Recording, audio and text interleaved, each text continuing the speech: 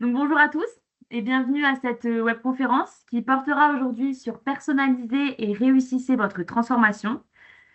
Pour ceux qui ne me connaissent pas, je suis Camille Lambert, je suis chargée de projet marketing digital au sein de la société XL Group. Et aujourd'hui, la session sera animée par trois animateurs. Nous aurons Christophe Rambaud, directeur EMIP chez ID Logistique.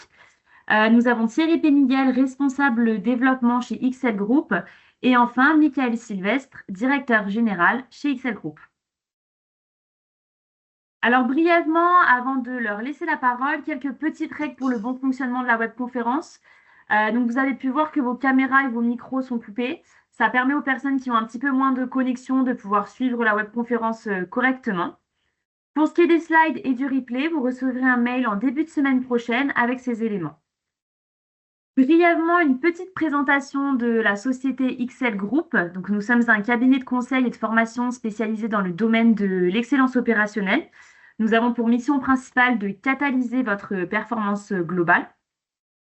Nous avons trois départements avec une partie conseil XL Consultant, partie formation XL Formation et une partie certification avec XL Certification.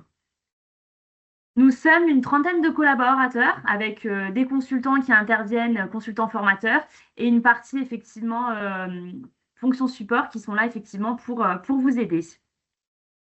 Nous sommes implantés en France depuis plus de 35 ans avec une antenne à Paris, Lille et Reims, avec notre siège également qui est à Grenoble, et nous avons une filiale en Suisse depuis 2014. Voilà, écoutez, je ne vais pas en dire plus et je vais maintenant laisser la parole à nos animateurs et je vous souhaite à tous une excellente webconférence. Bonjour à toutes et à tous et merci Camille pour cette introduction. Je voulais aussi bien sûr remercier Christophe pour son accompagnement aujourd'hui et pour toute la relation qu'on a eue ces dernières années. Ça fait plus de 8 ans qu'on travaille ensemble et merci de ta présence. Merci aussi à Thierry de m'accompagner sur cette webconf. Alors aujourd'hui, on va changer. Pour une fois, je vais pas vous parler de digital, parce que souvent vous me voyez pour ça. On va revenir aux fondamentaux de notre métier. On va parler de transformation et de transformation d'entreprise. Soit parce que vous souhaitez en démarrer une et vous vous demandez par où commencer et surtout comment devenir autonome et le faire de plus en plus par soi-même. Soit vous en avez déjà lancé une et vous vous demandez comment aller plus loin. Autrement dit, nous, ce qui nous intéresse, c'est que vous puissiez réussir cette transformation en l'adaptant par vous-même et puis pour nous, par rapport à notre offre, en la personnalisant par rapport à votre besoin, c'est-à-dire être capable de choisir la bonne approche conseil ou formation en fonction de votre besoin et combiner tout ça pour que ça puisse donner du sens pour vous et amener du résultat, puisque c'est quand même l'objectif également ensemble. Voilà, installez-vous confortablement et merci de nous suivre aussi nombreux pour cette heure. C'est un moment toujours sympa d'échange. N'hésitez pas à poser vos questions dans le fil conducteur. J'y répondrai de mon côté ou mes collègues y répondront en fonction des sujets. À la fin, on aura un moment, mais n'hésitez pas au fil de l'eau, c'est toujours plus sympa également. Voilà, donc au sommaire, plutôt Thierry qui lancera le sujet. L'idée, c'est déjà de repartager ensemble le pourquoi c'est important de se transformer. Alors, dans le monde actuel, on verra et Thierry nous précisera, mais surtout dans un esprit lean, on verra ce qui peut différencier l'approche lean d'une approche un peu traditionnelle qu'on peut encore croiser régulièrement, mais qui, en tout cas pour nous, est moins adaptée. C'est ce qu'on parcourra dans cette première partie. Et puis, ça nous ouvrira à une réflexion sur on a besoin de combiner des actions pour ramener des résultats court terme, ce que Christophe nous démontrera et qui a pu être perçu très rapidement chez des logistics, mais qui continue encore aujourd'hui. Et en parallèle de ces résultats rapides, on a besoin aussi d'expliquer, de donner du sens aux personnes pour maintenir cet engagement dans le temps et sur la durée. Et ça, c'est l'objectif de la formation. Donc cette deuxième partie sera centrée sur cette combinaison-là et cet équilibre à trouver. Avant de détailler un peu plus en détail, c'est un peu le cas ID Logistics, et puis de conclure sur une conclusion ouverture pour les prochaines étapes et répondre à vos questions. Voilà, n'hésitez pas, installez-vous confortablement. Thierry, je te laisse la parole. Ah, il faut remettre ton micro, Thierry. Oui, bonjour à tous, merci Mika. Donc effectivement, avant de d'aller plus avant en fait sur la thématique de la personnalisation de votre transformation. On souhaitait en fait dans cette première partie rappeler le pourquoi de la transformation. Et le pourquoi de cette transformation, c'est lié en fait à des exemples, les exemples nombreux en fait de transformation de votre environnement aujourd'hui, que ça soit en fait dans le monde en fait de l'entreprise ou de façon un peu plus macro. Il y a en fait plein d'exemples en fait aujourd'hui qui montrent la nécessité en fait de se transformer. Je passe au slide suivant. Donc, que ça soit en fait aujourd'hui dans la transformation en fait sur les aspects en fait macroéconomiques, on voit bien en fait aujourd'hui que ça soit pour vous en fait sur des sujets en fait de nécessité de lancer de nouveaux produits, de concurrence, ou sur un plan comme je le disais tout à l'heure plus macro, avec des adaptations qui sont nécessaires en fait quand on voit ce qui s'est passé avec la guerre en Ukraine, par exemple, il y a 2 ans, qui ont fortement impacté les prix de l'énergie, ou des événements plus économiques, politiques ou politico-économiques, avec des élections. On voit ce qui se passe en fait aujourd'hui avec les États-Unis, qui vont nécessiter en fait des adaptations. J'entendais par exemple ce matin l'entreprise Stellantis en fait qui annonçait que les voitures qu'elle fabriquait jusqu'à présent pour le marché américain au Mexique, elle va rapatrier sa production aux États-Unis pour éviter les barrières douanières en fait qui vont se mettre en place. Donc on a plein d'exemples en fait comme ça qui nécessitent en fait de faire cette transformation. On a ce monde VUCA en fait qui est souvent rappelé dans les présentations. Donc cet environnement à la fois volatile, incertain, complexe, ambigu, c'est ça que désigne en fait VUCA, qui nécessite effectivement cette adaptation.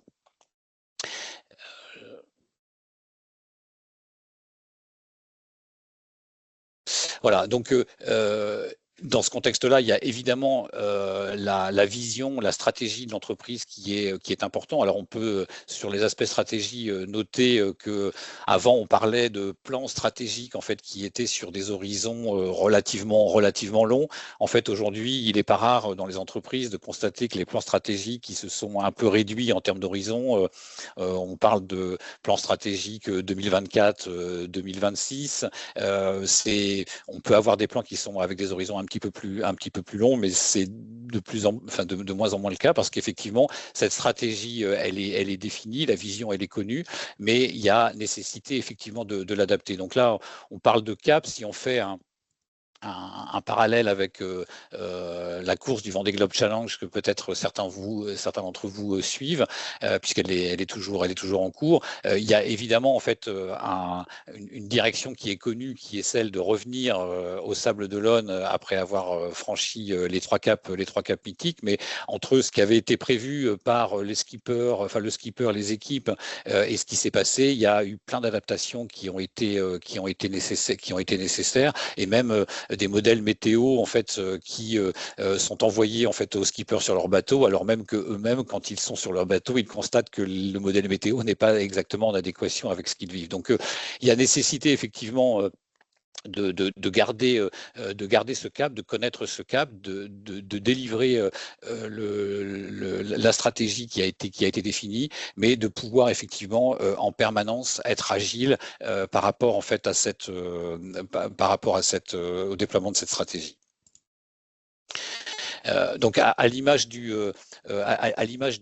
vélo qui est représenté ici, qui est cher à Mika, il faut effectivement du mouvement. Et vous voyez, à l'image du vélo, quand on s'arrête de pédaler, on a évidemment un effet de déséquilibre qui est évident. cette stratégie, en fait, cette transformation, elle nécessite en fait en permanence d'avoir des actions qui sont concrètes, qui sont visibles. Il faut que les résultats en fait se voient. Michael tout à l'heure va parler en fait de la feuille de route avec des actions qui peuvent être plus ou moins à long terme, mais en tout cas, ce qui doit guider en fait votre transformation, c'est la nécessité en fait en permanence de montrer de la dynamique pour pouvoir engager les équipes, pour pouvoir les mobiliser et pour pouvoir évidemment, à travers des gains que vous allez obtenir sur cette démarche, démontrer à la fois en fait l'efficience de cette démarche et la pertinence de cette démarche.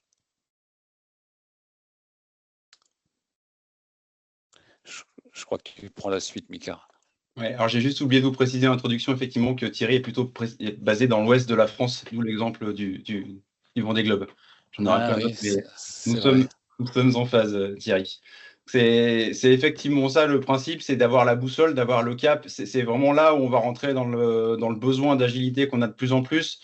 On parle effectivement souvent du monde VUCA, mais on sort de ces plans stratégiques à 3-5 ans pour se dire, OK, c'est vers où je veux aller et comment je vais être capable de lancer des actions rapides qui vont à la fois améliorer ma performance et aller vers le cap que je me suis fixé. Donc ça, c'est tout le sens de nos démarches, comme tu l'as un peu exprimé tout à l'heure, Thierry. L'objectif d'un programme Lean en tant que tel, et on le verra tout à l'heure avec Christophe, c'est d'être capable de déclencher des actions rapides, de deux manières, des actions ciblées. On verra des exemples de chantiers qu'on a pu mener ensemble. Ça va être un fort marqueur pour les opérationnels, embarquer à la fois les opérations, les gens sur le terrain, les collaborateurs, mais aussi la direction pour démontrer qu'on peut assez rapidement atteindre des objectifs et de résultats qui étaient parfois escomptés depuis plusieurs années. Et en même temps, ça va quand même dans le sens de la stratégie. Alors, j'avais un client il n'y a pas très longtemps, parce que le but aussi, c'est de partager ici, qui m'a dit, en fait, j'aime beaucoup tout ce qu'on fait et tout ce qu'on a fait sur les 6 premiers mois, mais il me dit, j'ai un problème. Et il me l'a exprimé vraiment avec ces mots-là. Et il me dit, j'arrive pas à savoir et à dire où j'en serai dans 3 ans. C'est dans 2 ans, à la fin de l'année prochaine.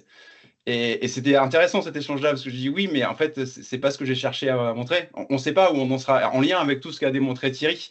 Et tout ça pour dire que c'est des choses qui sont souvent ancrées en nous. Ça nous rassure aussi de savoir où on va aller à la fin de l'année prochaine, sauf que l'expérience démontre de plus en plus qu'on n'arrive pas exactement là où on voulait aller. Et ce qui est le plus important, c'est cette capacité à générer sans cesse ces petites actions qu'on appelle nous les petits pas dans le lean, mais qui vont nous accompagner dans la bonne direction et vers la performance et les résultats qu'on vise. Donc c'est ça qui est plus important finalement que le grand plan stratégique à 3 ans avec des résultats.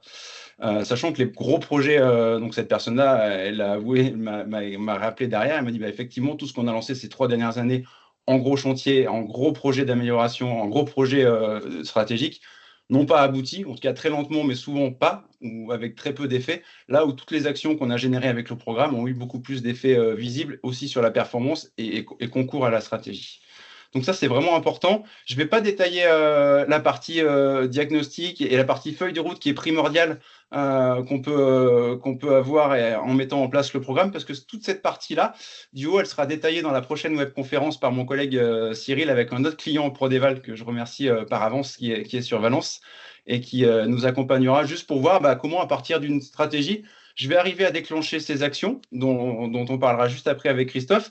Mais en parallèle de ça, on verra dans la troisième partie également avec Christophe que ce qui est hyper important, c'est d'avoir un pilotage de la performance très visuel et souvent pour mesurer la performance à tous les étages. Et c'est ce pilotage-là qui va venir orienter nos actions et notre démarche. Et donc ça, c'est vraiment là que ça devient intéressant, c'est que à la fois nos actions nous amènent de la performance et vont dans la direction de la stratégie. Donc ça, c'est vraiment primordial de rentrer dans cette démarche-là. Et on retrouve bien notre petit vélo. Alors, c'est M. Einstein qui le disait beaucoup mieux que moi et avec une intelligence bien supérieure à la mienne, que l'important, c'est effectivement, comme une bicyclette, il faut avancer pour ne pas perdre d'équilibre. Et ça nous permet d'avancer par petits pas. Et c'est vraiment le petit pas qui caractérise le programme Lean. Et tous ces petits pas qui, finalement, nous amènent à avoir une performance meilleure chaque jour et les résultats à fin d'année qu'on attend et qu'on a besoin d'obtenir, parce que le but de l'entreprise, c'est quand même de survivre également dans ce monde de plus en plus incertain. Maintenant qu'on sait comment se transformer avec le lean, la question c'est qu'on se pose, on rentre plutôt sur la notion de conduite du changement, c'est comment faire en sorte qu'on s'engage, que les personnes s'engagent, que les salariés s'engagent, que les actionnaires s'engagent. Qu'est-ce qui va faire que on va pouvoir durer et rester dans le temps parce que l'engagement sera maximum pour tout le monde. Chez XL, on appelle ça le pont d'engagement. On part au centre le besoin d'engagement de la personne et on se dit simplement il y a besoin de deux choses pour s'engager. Il y a besoin d'énergie pour faire tourner le moteur, ça c'est important, et il y a besoin d'une envie, parce que faire tourner le moteur, la question c'est pour démarrer, il faut avoir l'envie d'y aller. La partie de l'envie, la partie droite, c'est quelque chose qu'on vient déjà d'aborder avec Thierry, c'est plutôt la partie stratégie, la vision. Ça, c'est ce qui va nous amener la boussole et qui va déclencher cette envie. Et ben nous, de notre côté, avec notre démarche de transformation, on va amener l'énergie en amenant de la confiance. Cette confiance-là, elle va se matérialiser par deux choses. C'est des actions de chantier qu'on va parcourir, qu'on va voir juste après avec Christophe et des exemples très clairs, très simples et très parlants. Ces actions de chantier, elles vont venir démontrer, apporter de la confiance et en même temps du résultat et dire finalement, je suis capable de faire autrement sur plein de petites choses qui m'embêtaient depuis des années et qui ont des gros impacts bien souvent à la fois en termes de vision client, mais aussi en termes de résultats économiques derrière. Et puis en parallèle de ça, pour comprendre et se dire finalement ce qu'on est capable de faire avec des gens de l'externe, souvent dans un premier temps, sous forme de conseils, je peux peut-être le faire par moi-même avec de la formation, où ça va me donner du sens. Et la formation et l'action vont se nourrir justement pour amener l'énergie. Et c'est là que ça devient intéressant, c'est là que la performance va devenir durable, et c'est là que vous allez rentrer dans l'autonomie. J'aime bien la remarque de Pascal. Pardon. Ouais, j'allais justement la commenter. En fait, merci Pascal pour ce commentaire. Les grands chefs préfèrent les grands pas. Oui, simplement en fait, les grands pas nécessitent en fait aussi des transformations qui sont plus profondes, qui sont plus transverses, et donc vont nécessiter aussi souvent un temps plus long. Et ce qu'on cherche en fait à dire ici dans cette présentation avec ce que vient également de présenter Michael, c'est d'éviter également d'éviter des effets tunnels en fait.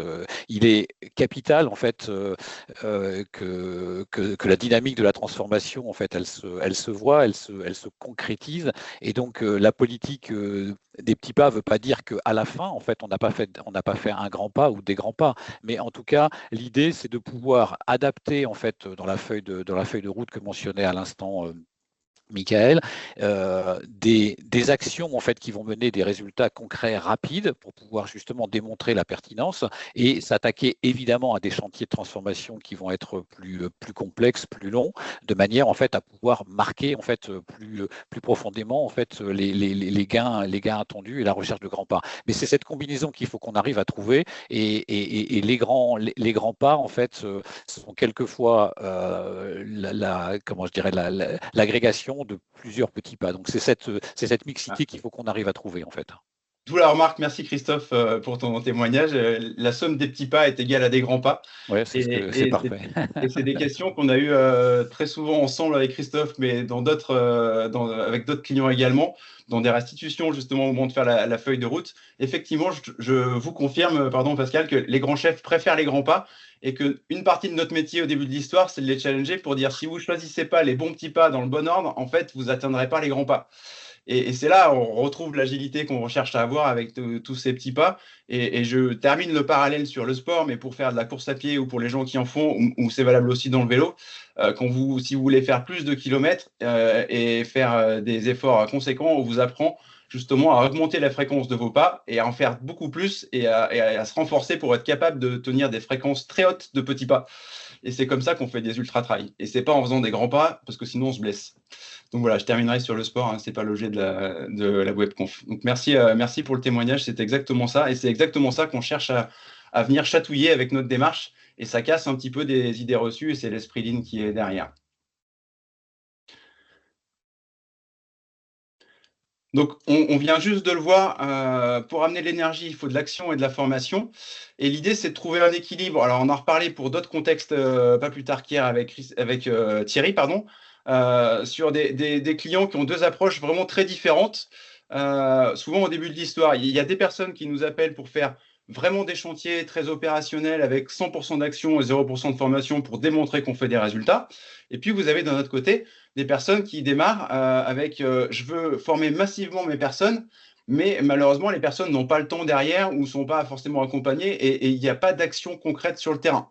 Dans les deux cas peuvent fonctionner. Malheureusement, ils ont des limites et ils peuvent toutes les deux amener des frustrations. C'est-à-dire que si j'ai que des actions, pas de formation, à un moment donné, une fois que ça marche, mais que le consultant se retire ou que les managers qui étaient formés évoluent, les personnes, par manque de sens, vont commencer à être frustrées, à lâcher un petit peu le pilotage, à revenir un petit peu en arrière, et on va ramener la frustration en disant, bah, voilà, on s'est amélioré pendant 6 mois, mais on revient en arrière, on n'a pas mis la cale, comme dirait monsieur Christophe devant moi.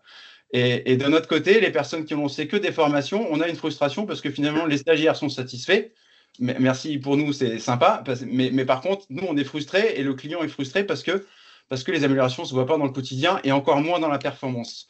Et on a vraiment besoin de trouver un équilibre entre les deux et de challenger cet équilibre. On va se questionner toute la suite de la webconf ensemble sur c'est quoi le bon équilibre entre l'action et la formation et entre ces deux approches. Vous l'aurez compris, comme tout équilibre, il est par définition instable et on va le rechallenger de manière très itérative pour rester dans cette agilité aussi au niveau de notre démarche.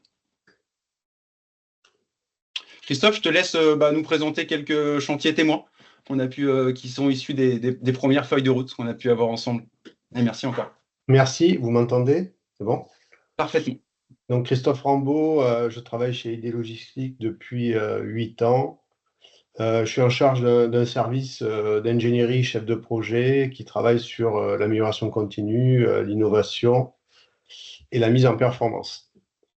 En fait, il y a quelques années, avec XL, on a commencé à travailler sur des sujets sur lesquels on avait un certain nombre de difficultés opérationnelles ou qualité. Et on s'est focalisé sur, au départ, des chantiers Kaizen.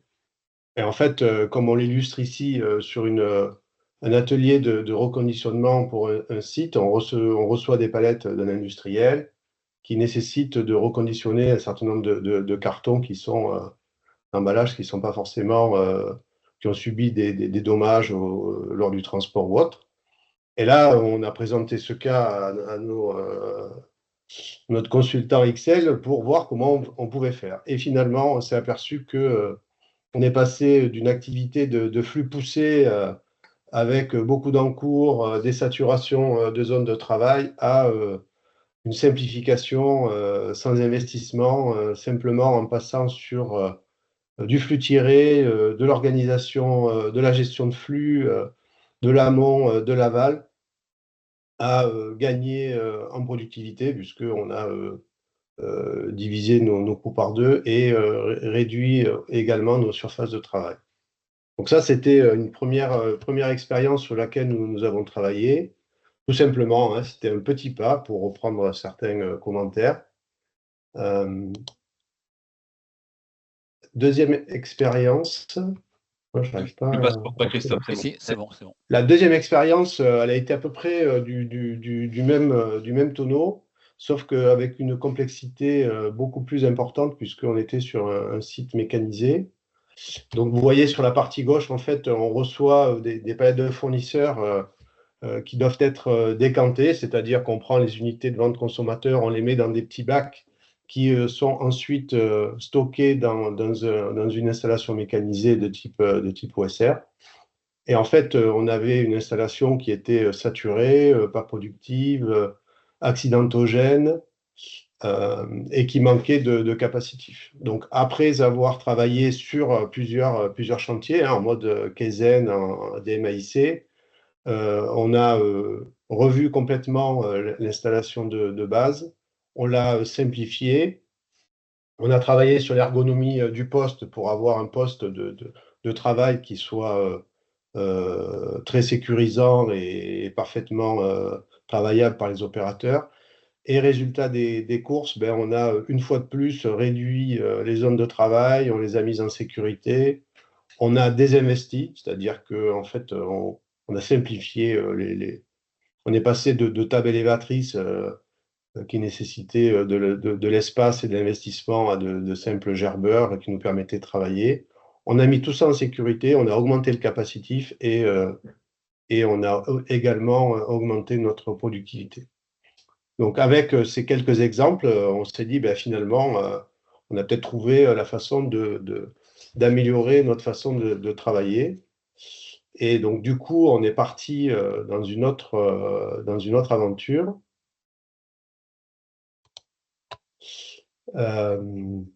qui a été de dire, ben, finalement, on va travailler sur nos chantiers en mode DMAIC. Alors, pourquoi le DMAIC? La première chose, c'était de bien cadrer nos chantiers et de bien définir ce qu'on voulait, justement pour viser notre satisfaction et les impacts côté client. Bien aligner les enjeux pour construire un partenariat durable et plus serein, parce que si on ne sait pas où est-ce qu'on veut aller, si on n'a pas défini notre projet, on risque de s'éparpiller et de se perdre.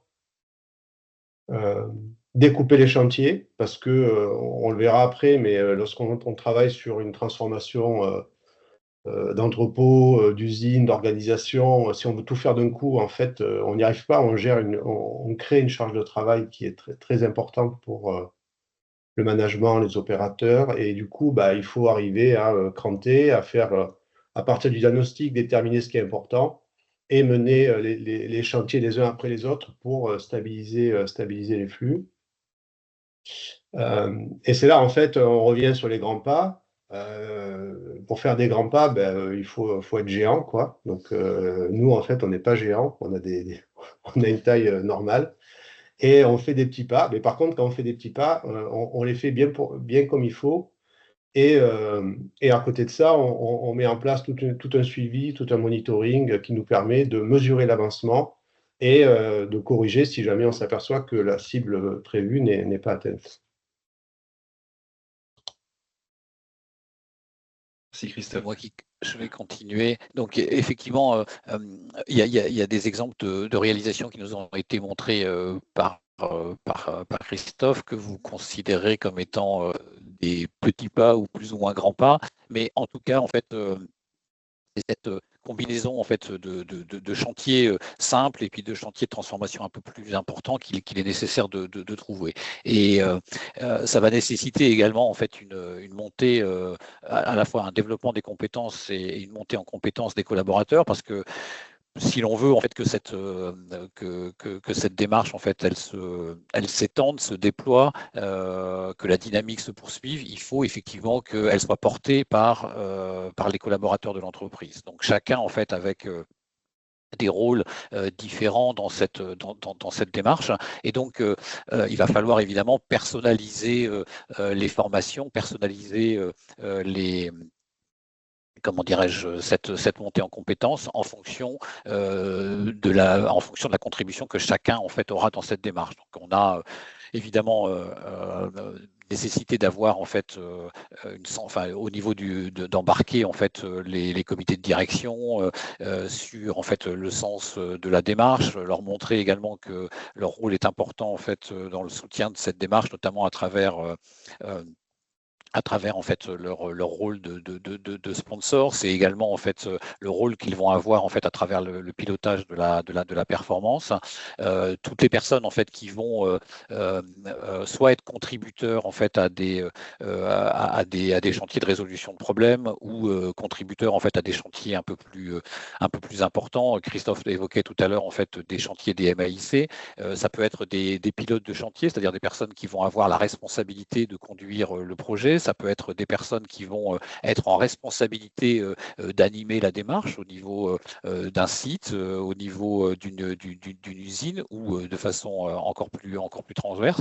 Et donc, il y a les managers qui ont également un rôle spécifique dans cette démarche. Et donc, il va falloir trouver pour chacun de ces acteurs, en fait, pour chaque type de population, des formations qui soient adaptées. Donc, il y a à la fois en fait des formations qui peuvent se réaliser en inter-entreprise, ou des formations qui sont réalisées en intra-entreprise avec des programmes de formation spécifiques qui vont être adaptés pour pouvoir soutenir cette démarche-là. Et évidemment, quand on est sur de la formation, des programmes de formation qu'on va adapter dans le cadre d'un déploiement d'une entreprise, entreprise, on va pouvoir personnaliser ces formations, que ça soit en fait à un moment donné, si on a comment dirais-je, des formations qui sont plus ou moins orientées en fait sur la partie production ou sur la partie back-office, on va pouvoir évidemment adapter les formations. Il va y avoir certains qui vont nécessiter en fait des formations on va aller un petit peu plus loin sur des notions par exemple de Six Sigma, parce qu'on va vouloir en fait être un peu plus aller un peu plus loin en fait sur la variabilité des processus pour les mettre sous contrôle. Donc toutes ces, je dirais, l'adaptation de ce programme de formation à la démarche et à l'exécution de la feuille de route vont être évidemment importants pour pouvoir en fait mobiliser l'ensemble des acteurs. Si je vais sur le slide suivant. Et donc, ce qui est important pour trouver le bon équilibre en fait que présentait Michael tout à l'heure du 100% formation, zéro action, ou à l'inverse en fait 100% à action et pas d'accompagnement des collaborateurs en fait pour pouvoir monter en compétences, pour pouvoir en fait être autonome sur la réalisation des chantiers. Il faut trouver cet équilibre-là, à la fois en fait je dirais, trouver des chantiers de résolution de problèmes, des chantiers qui vont être plus impactants, des chantiers d'amélioration en mode DMAIC. C'est là où on va trouver en fait peut-être des pas qui sont un peu plus grands que les petits pas qu'on mentionnait tout à l'heure, des vrais chantiers de transformation. Alors, en tout cas, ce qu'il faut en fait, c'est que puisqu'on a parlé de feuille de route tout à l'heure, qui est ce qui va imprimer en fait la manière dont vous allez déployer cette démarche. Alors, on a vu tout à l'heure en fait que la feuille de route, parce qu'il y a tout un tas de facteurs influents d'environnement, on va adapter cette feuille de route. Mais en tout cas, cette feuille de route, elle doit être dynamique, elle doit permettre effectivement de pouvoir en fait en permanence lancer en fait des nouveaux chantiers, mesurer en fait les gains qui vont être en fait issus de ces chantiers-là, et en permanence en fait être dans une dynamique pour pouvoir en fait poursuivre cette démarche-là. Évidemment, il faut aussi en même temps que former les personnes, il faut animer en fait le réseau de compétences que vous allez pouvoir acquérir. Il y a des retours d'expérience qui sont intéressantes. Si vous avez des personnes en fait qui ont mené des projets, il y a des bonnes pratiques en fait qu'elles ont pu expérimenter, qui nécessitent d'être partagées. Et donc la gestion en fait de votre réseau de compétences va être essentielle pour pouvoir effectivement avoir cette dynamique et maintenir les actions qui sont issues de la feuille de route. On repart chez vous, Christophe. L'idée, c'était effectivement de partir maintenant dans la démarche chez IDEA. Bien reprendre le contrôle en haut, Christophe, si tu peux. Ouais, c'est bon. Super. Alors en fait, notre démarche, comment est-ce qu'elle a démarré? Elle a démarré il y a quelques années, hein, c'était en 2017, par des succès, des premières transformations. On s'est appuyé sur des chantiers. Sur ces chantiers, finalement, on a pu travailler sur de la transformation et développer un esprit Lean. On faisait déjà du Lean, mais on le faisait un peu différemment. Et là, on a passé un autre cap en s'appuyant déjà sur des réussites. Donc ça, c'était le premier point. Faire des grands pas, et ces grands pas, en fait, ils ont été faits parce que ça a pris un certain temps, mener des chantiers Kaizen pour arriver à la sortie à de très bons résultats du point de vue client et du point de vue interne. Une fois qu'on avait travaillé sur cette méthodologie de mise en performance et d'amélioration continue, il a fallu travailler sur le socle managérial. Donc là, on est parti dans une démarche de déploiement de l'AIC, de l'animation à intervalles courts, parce que mettre un process en performance, mettre une organisation en performance, c'est bien, mais encore faut-il la tenir et surtout continuer la dynamique d'amélioration continue. Donc là, en fait, on on a lancé un grand programme de déploiement de l'animation intervalle court. Ce qui pouvait marcher lorsqu'on était sur des activités, on va dire, en difficulté, ben, on s'est dit ça peut aussi marcher quand tout va bien et justement aller chercher d'autres choses. Donc, derrière cette mise en œuvre, il y a eu de la formation sur le terrain, avec, au travers de l'AIC, se mettre en mode de résolution de problèmes. Donc ça, c'était enlever tous les petits cailloux du quotidien pour améliorer notre activité, notre sérénité, et surtout enclencher cette démarche d'amélioration continue.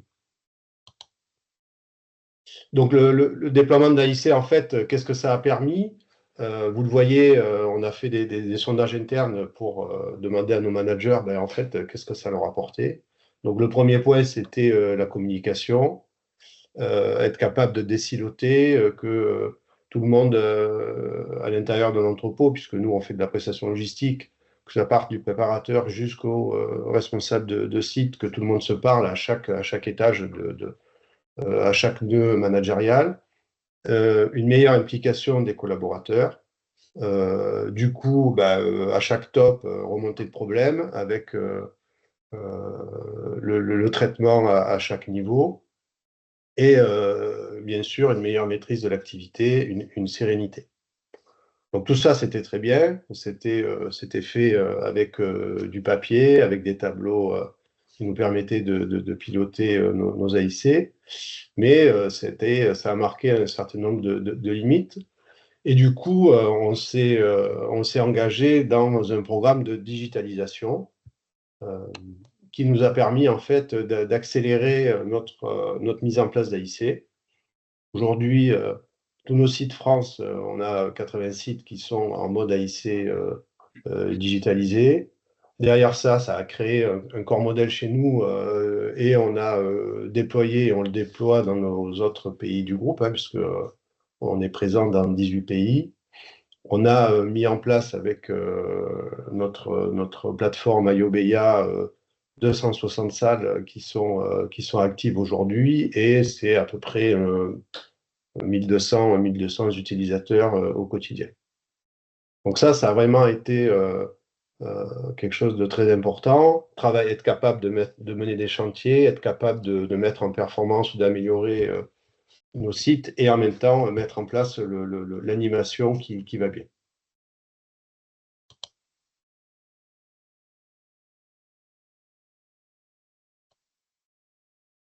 Alors, une fois qu'on faisait ça, c'était très bien. Mais en fait, nous, on a des clients. Donc, on s'est dit, faire de l'amélioration continue pour nous-mêmes, ouais, c'est bien, mais c'est surtout les clients qu'il faut accompagner, qu'il faut enchanter. Donc, on s'est lancé dans deux programmes. Un programme qui tourne autour de ce qu'on appelle les Customer Workshops, c'est-à-dire des chantiers d'MAIC qui sont faits avec nos clients. Nous, on est un maillon de la chaîne logistique et tout ce qui est avant et tout ce qui est après, on ne le maîtrise pas forcément. Et ça a des impacts chez nous. Donc, pour aller chercher de la performance, il faut élargir son terrain de jeu. Donc, on s'est lancé dans un programme et on a dupliqué ce qu'on faisait en interne avec nos clients. Et le deuxième volet qu'il fallait surtout ancrer, c'était le volet managérial. Donc là, on s'est lancé dans un programme, on a construit avec XL un programme de formation dans le cadre de nos parcours métiers, où on a une brique de formation de notre middle management.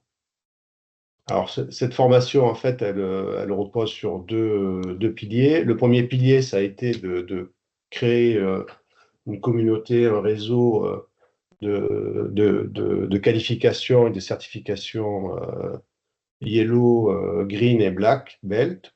Donc, Yellow Belt, c'est sur nos sites, et Green Belt également, tous nos chefs de projet et des managers sont formés à la résolution de problèmes et, on va dire, à l'utilisation basique de certains outils Lean pour mener des chantiers Kaizen sur les sites.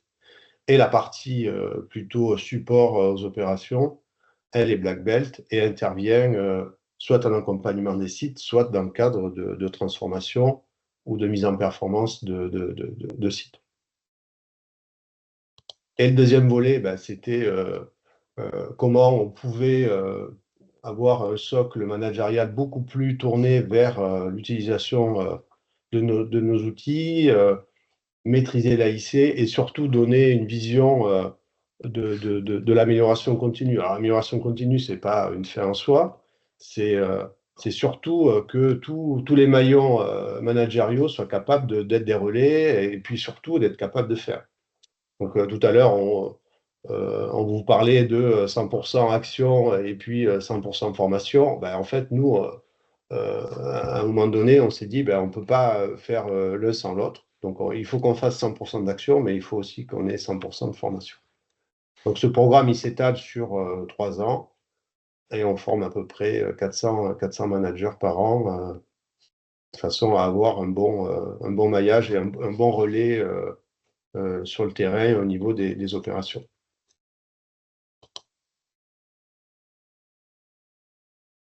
Merci Christophe, c'est super clair. Ce que j'aime beaucoup dans votre démarche et dans tout ce que tu viens de montrer, c'est le côté, dans le côté engagement, on retrouve bien ce qu'on montrait tout à l'heure. L'envie, la boussole chez vous, elle est claire, le cap, il est clair.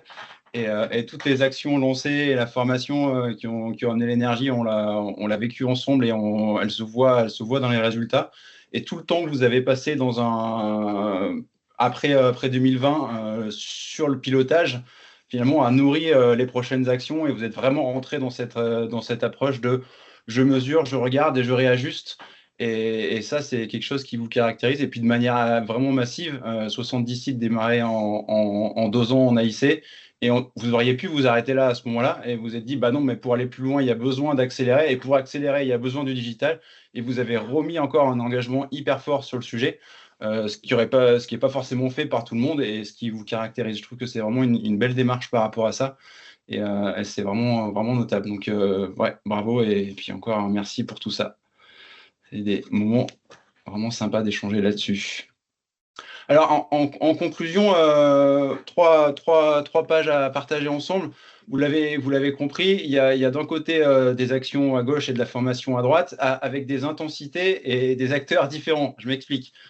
Sur la partie action, le graphique de gauche, c'est juste de se dire, bien souvent, alors le cas le plus classique, je donnerai d'autres cas juste après, mais le cas le plus classique, c'est je suis en place, j'ai toujours des actions qui sont en place et générées par mon organisation qui m'amènent à me transformer, à m'améliorer, ça existe. Par contre, quand on va démarrer la démarche avec nos chantiers, avec les chantiers témoins dont Christophe a partagé quelques visuels tout à l'heure, on amène des actions supplémentaires, la partie bleue, donc ça c'est plutôt l'apport, en l'occurrence par nous, par Excel.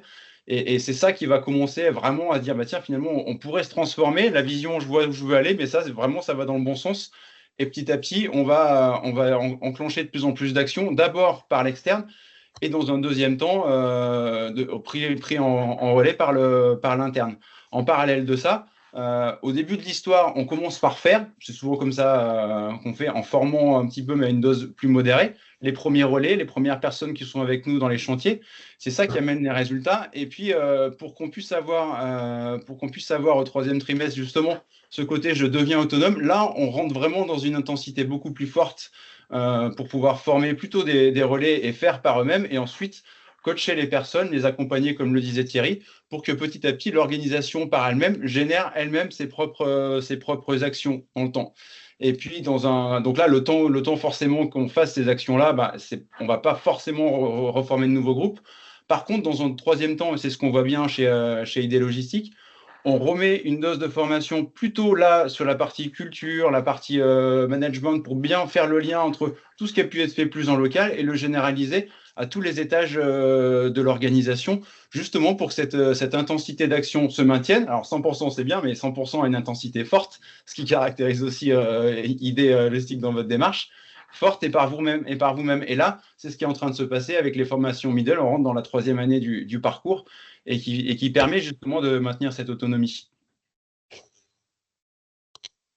Donc ça, c'est vraiment l'approche classique. Après, on a d'autres personnes ou d'autres clients qui nous contactent dans un autre contexte, c'est-à-dire que les démarches sont déjà implantées, c'est-à-dire qu'on a 100% des actions qui sont réalisées en interne et le client est dans une démarche lean. Par contre, la démarche s'essouffle un peu, les résultats amenés par la démarche ne sont pas forcément au rendez-vous.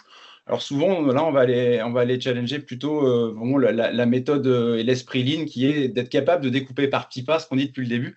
Vous avez tous les outils, vous avez tout, sauf que les objectifs sont souvent trop larges ou mal ciblés. Et là, on va petit à petit ramener dans l'organisation des résultats à court terme pour ramener du sens à la démarche et éviter de partir dans les travers. Les outils sont rarement à remettre en question, c'est plutôt les objectifs et la manière dont on les utilise qui est à revoir. Et on se re-questionne, se re-challenge là-dessus. Christophe, vous voulez prendre la question qui vient d'être posée? Oui. Ouais, en fait, je voulais compléter ce que disait Michael, parce que nous, on a fait exactement la courbe bleue et on est dans la courbe, je ne sais pas si elle est verte ou marron. En fait, au départ, on était énormément accompagnés et on voulait aussi former nos référents, nos chefs de projet au Lean, aux outils. Et on a, au bout du bout, réussi à internaliser. C'est-à-dire que ça a pris un certain nombre d'années, hein, parce qu'on a fait un déploiement massif. Donc, on ne pouvait pas le faire en interne parce qu'on n'avait pas les ressources et la compétence. Par contre, on a puisé, on a pompé tout ce qu'on pouvait. Et ça, c'était un deal, un accord qui a été passé avec XL de dire vous nous accompagnez, on monte aussi en compétences et on va passer plus du volet ingénierie, mise en œuvre au volet formation, ce qui est pour nous beaucoup plus sécurisant parce que du coup, on s'est approprié les techniques. Après, on travaille toujours avec nos consultants, mais ils viennent plus en mode chirurgie sur de l'expertise, de l'accompagnement client ou d'autres. Voilà. Donc ça, c'est vraiment un modèle qui est pour moi vertueux parce qu'on sort de la dépendance d'une organisation. Merci Christophe pour le témoignage qui nous ramène à notre ADN en fait chez XL, parce que ce que tu décris là, c'est effectivement notre approche qui fait notre force, mais qui nous challenge aussi, c'est de se dire quand on arrive, on est là pour rendre autonomes les personnes, pour que l'organisation s'approprie ces méthodes par elle-même, et c'est ce qu'on retrouve bien dans ce cas-là. Ça nous force aussi à aller chercher de nouveaux clients, parce que forcément, nous, on n'a pas une volonté à s'inscrire avec une démarche de prestation de service en étant à 100% chez les clients. C'est plutôt d'amener la démarche, de la mettre en place et petit à petit de former et d'accompagner, mais pas du tout au même dosage, ce que vous trouverez peut-être chez d'autres cabinets, mais ce qui n'est pas du tout notre approche. Donc, merci pour ça. Je vois une question à laquelle tu réponds sur le chat. Ouais, en fait, pour digitaliser, on a été sollicité par plusieurs solutions et en fait, nous, on a choisi Iobeya parce que c'est un outil qui est vraiment très tourné AIC, très visuel, facile d'utilisation et qui reprend bien le socle des panneaux qu'on avait créé un papier. Voilà. Ouais, merci pour la réponse, Christophe. Alors, c'est vrai que nous, chez ID, on a travaillé avec IOB avec vous, et chez XL, on a déjà abordé ces thèmes-là dans d'autres webconf. On a plusieurs éditeurs, mais on travaille beaucoup effectivement avec IOBEA pour la raison que vient de dire Christophe. On a d'autres éditeurs comme Fabric, comme Watsi, comme d'autres solutions en stock, comme Pinkflow. Après, ça dépend vraiment du besoin et de comment ça match par rapport à la maturité aussi. Ça fait partie de notre métier de vous mettre en relation dans ces cas-là. Et en parallèle de l'outil, de continuer la partie méthodo, parce que l'outil sans l'approche et sans l'esprit ne répond pas. Donc, on connaît très bien ces éditeurs-là et on travaille ensemble. Enfin, Christophe, je pense, peut en témoigner.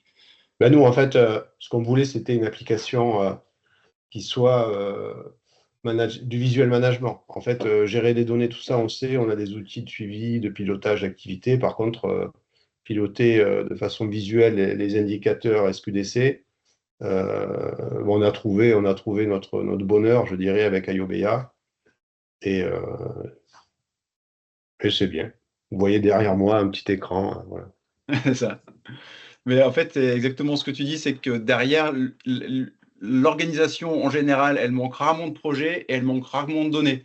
Donc, dans l'AIC, il faut surtout trouver les bonnes données pour les bonnes personnes, et après, il faut être capable aussi de choisir les bons projets, et pour pas tous les faire en parallèle. À chaque fois, on manque pas de matière à l'intérieur, c'est plutôt la partie ciblage et dans quel ordre y aller qui est important. Effectivement. Voilà pour cette partie-là. Pardon, j'ai repris le contrôle. Hop. Thierry, je te laisse prendre la suite. Oui, donc on a parlé en fait de comment mettre en œuvre cette démarche, de comment adapter la démarche. Mais le sens, en fait, de cette démarche de transformation, c'est effectivement de transformer et de montrer des résultats de cette transformation. Donc, il y a enfin, en fonction de l'intensité qui va être mise sur cette démarche, en fonction du périmètre sur lequel cette démarche va s'appuyer, vous allez aller chercher en fait les gains de cette transformation sur différents indicateurs. Ça peut être des indicateurs en fait sur la productivité, parce que vous avez optimisé vos processus, vous avez fluidifié des flux, vous avez réduit des gaspillages, vous avez réduit votre temps de cycle. Ça peut être des améliorations de la qualité. Ça peut être évidemment de la diminution de coûts opérationnels parce que vous avez réduit vos encours, vous avez réduit vos stocks, ou plus terre à terre, en fait, vous avez réduit en fait vos rebuts ou vos défauts. On a également la possibilité de mesurer des gains sur la satisfaction client. Christophe tout à l'heure parlait en fait du fait qu'aujourd'hui ils sont dans une démarche où ils impliquent en fait leurs clients dans les customer workshops, mais ça permet effectivement de pouvoir en fait augmenter la satisfaction client, donc le taux de fidélité. Et puis on a aussi en fait des éléments sur le taux de service. On a des éléments en fait qui sont pas forcément en fait mesurable aussi facilement qu'un taux de service ou une diminution de coûts de stock, mais qui sont également des indicateurs en fait que je qualifierais de climat social sur l'engagement des équipes, la mobilisation des équipes, la fidélisation des collaborateurs. C'est toutes ces métriques, tous ces indicateurs en fait qui doivent être regardés pour pouvoir en fait pour pouvoir mesurer la transformation. Alors quelquefois on a des personnes en fait avant même en fait d'engager la démarche qui nous disent combien vous allez nous faire gagner à travers la mise en place de cette démarche. C'est évidemment en fait une question toujours très compliquée parce que ces fonctions effectivement comme je le disais tout à l'heure de la feuille de route qui va être mise en place, de l'intensité, du périmètre. Je vais passer la parole à Christophe pour savoir en fait si lui se retrouve dans les indicateurs que je mentionnais, qui sont repris ici sur cette slide en fait de SQDC, où globalement vous retrouvez un peu les différentes typologies que j'ai mentionnées. Mais au-delà de ça, l'autre question c'est Christophe, est-ce que vous saviez en fait au tout démarrage en fait de votre démarche de transformation ce que vous alliez chercher? Vous saviez en fait que cette démarche allait vous apporter, mais on a découvert en fait les gains, vous avez découvert en fait les différents gains, les différentes typologies de gains au fur et à mesure de la mise en œuvre de cette démarche. C'est correct? En fait, ce que je disais dans le chat là, c'est que sur les transformations, on s'est vite rendu compte que vouloir faire tout de suite, en fait, c'était inhumain et c'est pas possible parce que on s'attaque à plusieurs services et on peut pas solliciter tout le monde et mettre sous contrainte tout le monde avec du chantier, avec des ateliers de travail, avec du DMAIC. Donc, du coup, on part toujours d'une feuille de route, d'un crantage, et on se dit, on va commencer par les priorités. Généralement, on prend toujours le flux dans le sens du flux. On commence toujours par ce qui rentre et on finit par ce qu'on va livrer au client.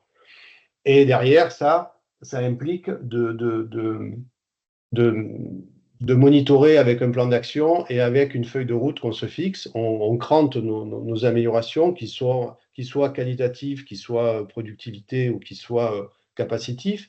Et chaque fois, à intervalles courts, une fois par semaine, on fait un point hebdo avec les équipes, et puis après, on fait un reporting direction un peu après. Et ça nous a permis en fait de dire, c'est comme ça que ça peut marcher, et ça va marcher parce qu'on embarque les opérationnels. Et la brique AIC, en fait, nous a permis de mettre la cale. Voilà. Et en fait, pour répondre à... Moi, j'ai toujours eu des patrons ou des clients qui me disaient, mais ton truc, ça va faire quoi? J'ai écouté, vous savez quoi, faites-nous confiance. On va tracer la route et on va respecter la route. Alors après, il y a des virages, il faut s'adapter. Et on est toujours arrivé à délivrer. Donc, c'était la preuve que ça pouvait marcher. Donc, c'est ça, en fait, qui fait que ça marche. C'est être capable de sectionner et de réussir à chaque section. Et puis, des fois, c'est un peu plus, des fois, c'est un peu moins. Après, l'AIC, quand on l'a mis en œuvre, les premiers points, ça a été sur la sérénité, en fait. Ça a été, j'ai vu que quelqu'un disait, vous ne mettez pas l'humain, mais en fait, nous, l'humain, il est au Oui. cœur de la démarche, hein. C'est vraiment, on commence toujours un top par c'est quoi une bonne journée, quelle est l'humeur du service, où est-ce qu'on en est en termes d'accidentologie, où est-ce qu'on en est en termes d'équipe, tout ça, quoi. C'est vraiment le socle. Toute la communication qui est faite à l'intérieur, et vous le voyez d'ailleurs dans les verbatims, ça a été vraiment l'humain à ce niveau-là. Après, le résultat, ben, les résultats, on les a vus arriver au fil du temps, parce que déjà sur nos sites, alors c'est pas l'AIC qui a permis de tout faire, mais c'est un maillon de la politique de l'entreprise en termes de sécurité. C'est aussi euh, mieux délivrer du service, puisque tous les jours, on corrige autant que faire se peut les anomalies de production ou les aléas. Donc, du coup, ben, on améliore la qualité. Sous la partie délai, ben, forcément, quand on gagne en sérénité, ben, on est plus à l'écoute du client, on est plus proche du client. Puisque dans nos AIC, il y a aussi des top clients, donc ça permet de s'ajuster au quotidien.